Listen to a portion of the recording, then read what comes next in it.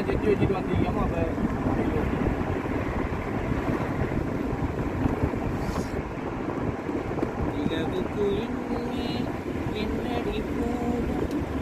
ஒன்று காய்க்க எல்லா இடத்துலையும்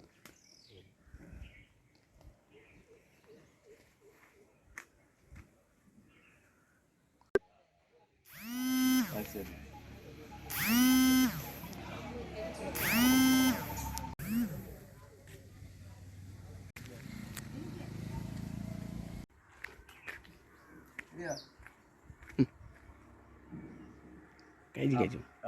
இப்போது நாம் பார்த்து கொண்டிருக்கின்ற இந்த பிரதேசம் இலுக்குச்சேனை என்பது ரக்காமம் பிரதேச செயலகத்துக்குட்பட்ட இலுக்குச்சேனை பிரதேசத்தில் நாம் இப்போது நின்று கொண்டிருக்கின்றோம். இலுக்குச்சேனை வித்தியாலயத்துக்கு பின்னால் இருக்கின்ற ஒரு மலைப்பகுதி தான் நாம் இப்போது நின்று கொண்டிருக்கின்ற இந்த பிரதேசம் உண்மையில் மிக ரம்மியமான ஒரு பிரதேசமாக இது காணப்படுகிறது. நாங்கள் மலையக பிரதேசங்களுக்கு சென்று பார்க்கின்ற அந்த காட்சியினை போன்ற ஒரு அழகான காட்சி இந்த இடத்திலே நிற்கின்ற போது பக்கத்திலே இருக்கின்ற அந்த காட்டு பிரதேசங்களிலிருந்து மயில்கள் கத்துகின்ற சத்தங்கள் அந்த ஓசை எங்களுடைய காதுகளுக்கு கேட்கின்றன. அதை கொண்டு ஏனைய மயில்கள் மாத்திரமல்லாது இந்த பிரதேசத்திலிருந்து ஏனைய பறவைகளுடைய ஒலிகள் கேட்கும். அப்படி ஒரு மிக ரம்மியமான விடயம். உங்களுக்கு ஒரு சந்தர்ப்பம் கிடைத்தால் நீங்கள் இறக்காமல் பரிப்பத்தஞ்சனி அந்த பிரதேசத்திலிருந்து ஒரு 100 மீட்டருக்கு அப்பால் நேராக வருகின்ற போது அது அக்கரைப்பட்டு பாதை நூடாக வருகின்ற போது ஒரு பன்சலை இருக்கிறது. அந்த பன்சலைக்கு பக்கத்தில் இருக்கின்ற வீதியினால் நீங்கள் நேராக வருகின்ற போது இந்த இடத்தினை நீங்கள் காண முடியும். இப்படியான இடங்களை நாங்கள் எங்களுடைய இந்த பிரதேசத்திலே காண்பது மிக அரிது. இப்போது நாங்கள் அந்த மலைப்பகுதியிலிருந்து இறங்கி கொண்டு பக்கத்தில் இருக்கின்ற காட்டு பிரதேசத்துக்கு போது நாங்கள் பயணிக்க போகிறோம். இங்கே இருக்கின்ற இதுதான் நாங்கள் இப்போது நாங்கள் போக போகின்ற காட்டு பிரதேசத்தை இப்போது பார்த்து கொண்டிருக்கின்றோம்.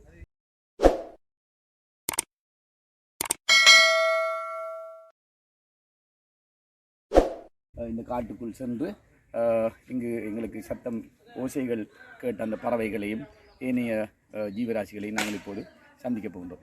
நாங்கள் பார்த்து கொண்டிருக்கின்ற இந்த பிரதேசத்திலே அதிகமாக மலைகள் இருக்கின்றன.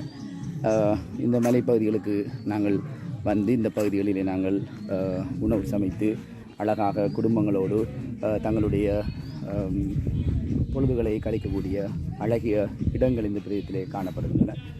இப்போது நீங்கள் இருக்கின்ற இந்த பிரதேசம் பொதுவாக இங்கே பார்க்கின்ற இந்த பிரதேசங்கள் எல்லாம் மலையோடு சம்பந்தப்பட்ட காட்டு பிரதேசங்களோடு தொடர்பாக இருக்கிறது.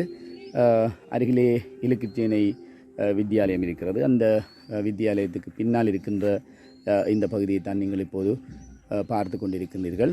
அங்கே நாங்கள் இங்கே செல்லுகின்ற இடங்கள் நாங்கள் தனியாக செல்லுகின்ற போது சில நேரங்களிலே எங்களுக்கு பயங்கரமாக இருந்தாலும் பொதுவாக குடும்பத்தோடு வந்து இந்த இடத்திலே அனுபவிக்கக்கூடிய அழகிய இடங்கள் இந்த பிரதேசத்தில் இருக்கின்றன. அதை நீங்கள் இப்போது எங்களுடைய கேமராவினூடாக பார்த்து கொண்டிருக்கின்றீர்கள்.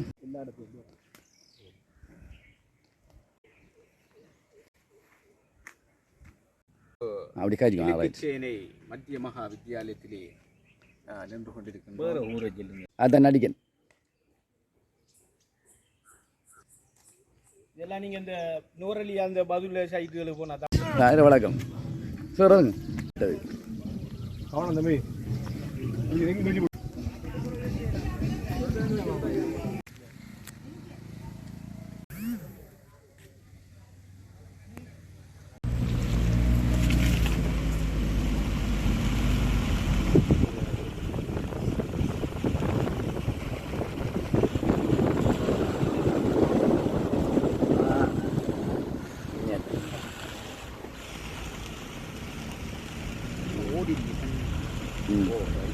அங்கே போவோம் முடியாது போவோம்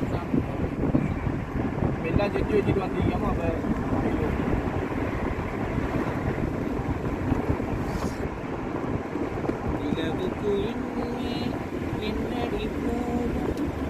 ஒன்று காய்க்காங்க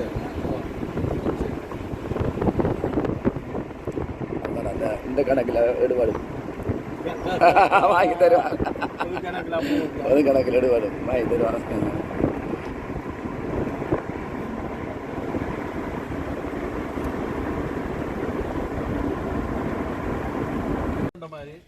ஓ அப்படியே போங்க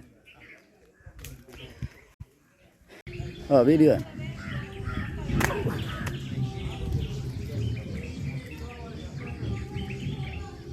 ஜம்ப் ஜம்ப் மறு நீங்கள் வராமல் விட்டுருவேன்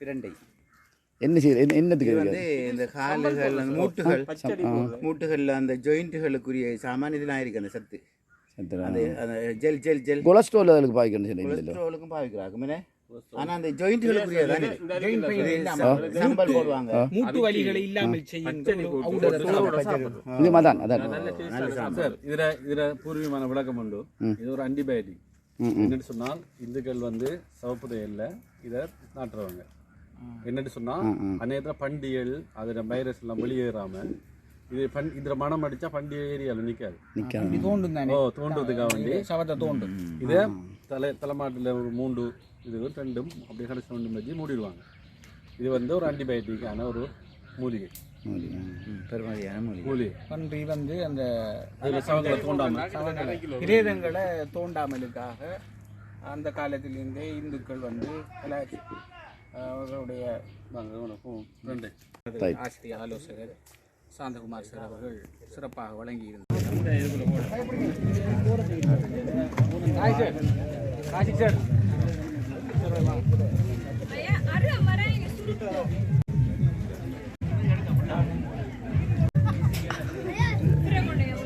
இது